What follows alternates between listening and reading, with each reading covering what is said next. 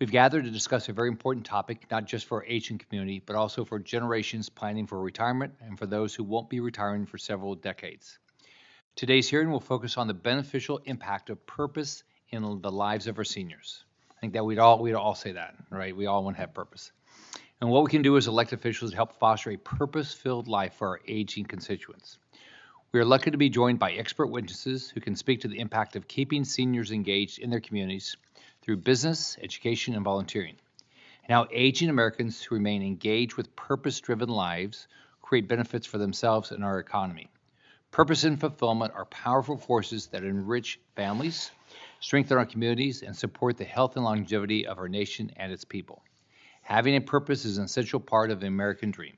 It has long been an indicator of both mental and physical well-being across all age groups. Purpose can be found in many things, including parenting, caring for loved ones, creating a business, and paid or volunteer work. But for seniors, many of whom are adjusting to retirement and life as empty nesters, purpose can sometimes seem hard to find.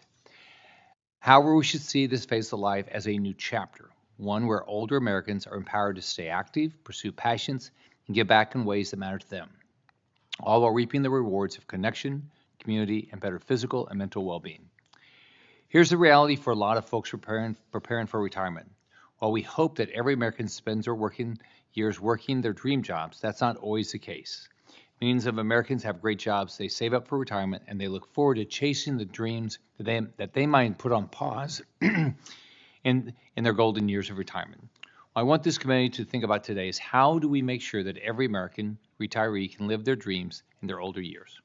How do we make sure they can take that course at the local college that they've been wanting to take for too long? How do we make sure they can start that coffee shop or bookstore or bike shop they've always dreamed about?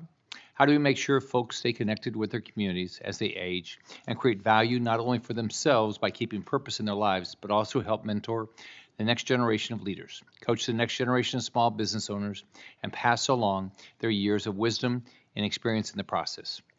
Research shows that older adults who remain engaged, whether through volunteering, mentoring, or taking on new responsibilities, experience greater physical health, mental resilience, and life satisfaction.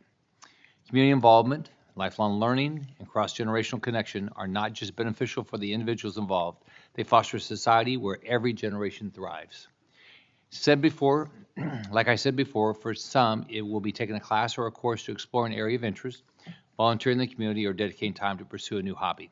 But for many seniors, purpose will be found in continuing to work in some capacity. This could be in their previous business, as a new part-time employee at a place they enjoy frequenting, or even branching out and starting something new. We need to remove the red tape that hampers or discourages older Americans from continuing work or starting new businesses or careers. We also need to ensure we're removing regulations and creating an economic environment that fosters flourishing and keeps inflation down. We need to ensure that older Americans and future generations can face retirement with a sense of financial security and not a fear of inflation outpacing their nest egg.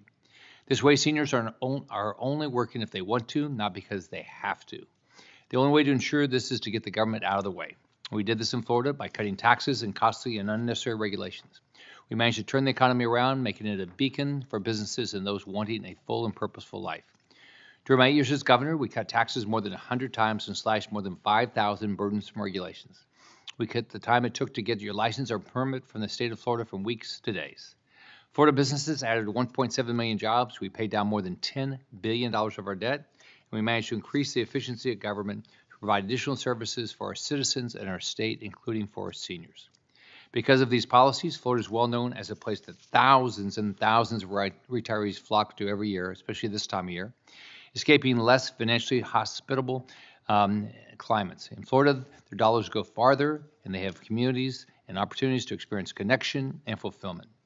Cutting taxes and creating a freedom-loving environment allows our senior citizens to thrive and our retired citizens to enjoy the retirement that they work so hard for. It allows our aging constituents the freedom and stability to pursue their passions and build a life of purpose and fulfillment. I look forward to a productive and meaningful conversation on this important topic. Now,